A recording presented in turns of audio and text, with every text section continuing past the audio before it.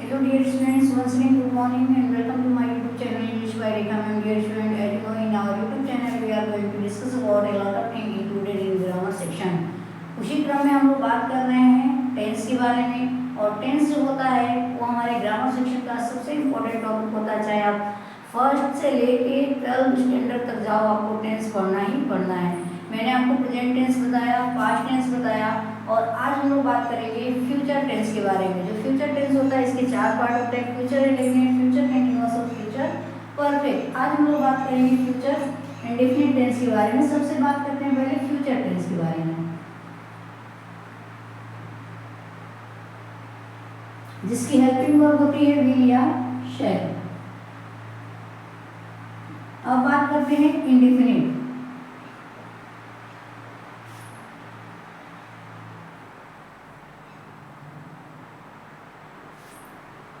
जिसको simple future भी बोलते हैं।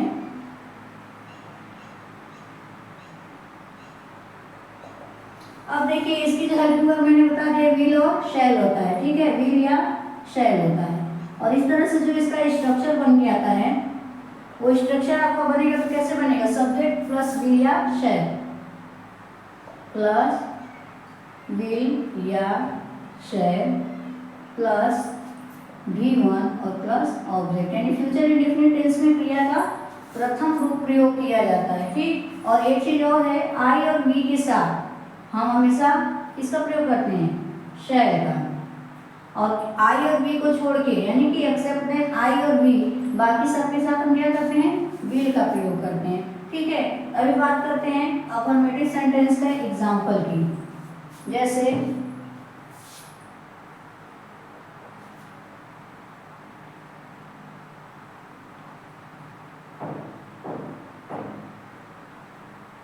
I shall go to Delhi tomorrow. I shall go to Delhi tomorrow.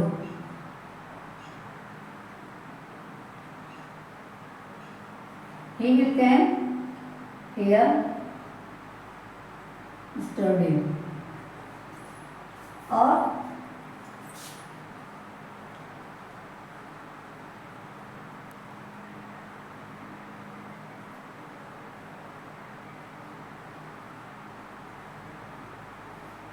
जैसे मैंने बात किया I shall go to Delhi tomorrow, he will come here yesterday, Radha will sing a sweet song, Radha एक मधुर गीत गाएगी।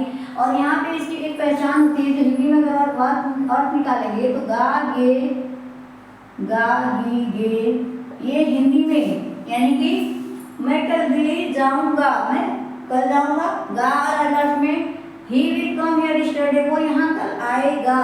Radha will sing a sweet song, Radha गीत गाएगी, यानी कि गा गेगी वाक्य के अंत में आप पाओगे। अभी बात करते हैं फ्यूचर का, ये हमारा अफर्मेटिव था। और अब बात करते हैं निगेटिव सेंटेंस के बारे में।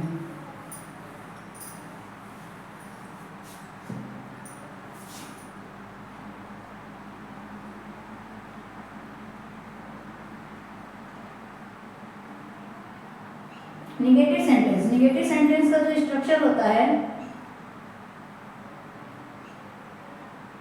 अब देखिए इसका स्ट्रक्चर क्या हमको करना है, विल और शैल के दोनों के बीच और हेल्पिंग वर्ब के बीच में हमको क्या करना है, हेल्पिंग वर्ब और मेन वर्ब के बीच में नॉट लगाना है। सब्जेक्ट प्लस विल या शैल plus not plus V1 plus object,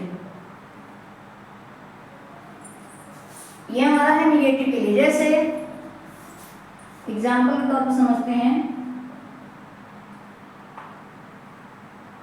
I shall not give my book to you. मैं तुम्हें अपनी किताब नहीं दूंगा, ठीक है।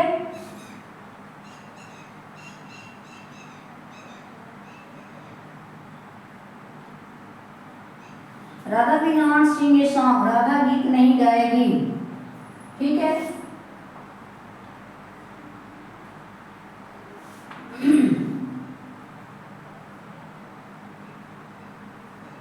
They will not play hockey.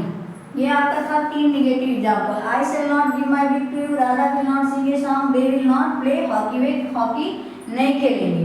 अब बात करते हैं हम इंट्रोगेटिव सेंटेंस में। आपको पता है कि हर टेंस के पार्ट में हमको 3 तरह के वाक्यों की स्टडी करनी पड़ रही है। एक है अफर्मेटिव, दूसरा है नेगेटिव और तीसरा है इंट्रोगेटिव। उसी का सेक्शन में आज हम लोग बात करेंगे इंट्रोगेटिव, तीसरा है इंट्रोगेटिव। करना कुछ नहीं, इसमें 2 तरह के वाक्य होते हैं, जिसका जवाब हम यस या नो में दे सकते हैं और जिसका क्या क्यों क्यों बीच में जो आते हैं क्वेश्चन वर्ड, तो जो पहले आएगा उसमें हम लोग क्या करेंगे, जो आपकी हेल्पिंग वर्ब है ना, विल या शैल, ये वाक्य के पहले आ जाएगी। अब देखिए जब ये पहले आ गई तो सबसे पहले आपका क्या आ जाएगा, सब्जेक्ट आ जाएगा और सब्जेक्ट के जस्ट बाद आ जाएगा V1 प्लस उसके बाद आ जाएगा ऑब्जेक्ट और उसके बाद आपका आ जाएगा question mark. That is the important point of this sentence. Sorry, अभी देखिए जब क्वेश्चन वर्ड आएगा तो क्वेश्चन वर्ड आएगा तो उसमें आएगा सबसे पहले WH टाइप में, जिसका आ जाएगा क्वेश्चन वर्ड आपके पहले आ जाएंगे।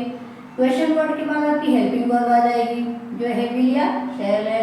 फिर उसके बाद आपका आ जाएगा सब्जेक्ट, सब्जेक्ट की जस्ट बाद आ जाएगा क्रिया का प्रथम रूप, उसके बाद आ जाएगा ऑब्जेक्ट और उसके बाद आ जाएगा आपका क्वेश्चन मार्क। जैसे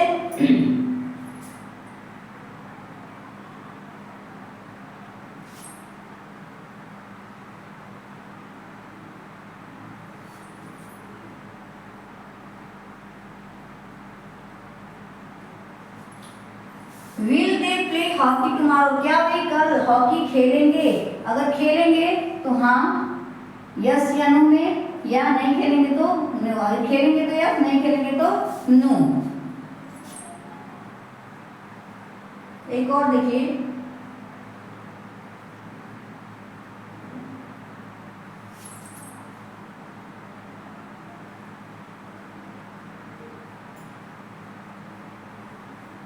अब देखिए अगर नॉट वाला आ गया क्वेश्चन तो हमको क्या करना है, सब्जेक्ट और मेन वर्ब के बीच में नॉट लगा देना। तो क्या हो जाएगा, why will they not play hockey tomorrow, वे कल हॉकी क्यों नहीं खेलेंगे। ठीक है, अब देखिएगा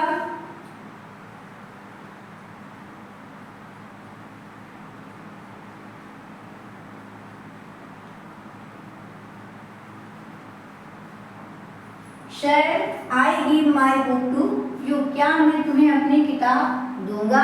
तो ये रहा हमारा आज के इस वीडियो में, हमने जाना फ्यूचर इंडेफिनिट टेंस में 3 तरह के जो वाक्य होते हैं अफर्मेटिव, नेगेटिव और इंट्रोगेटिव, इनको हम कैसे बनाएंगे।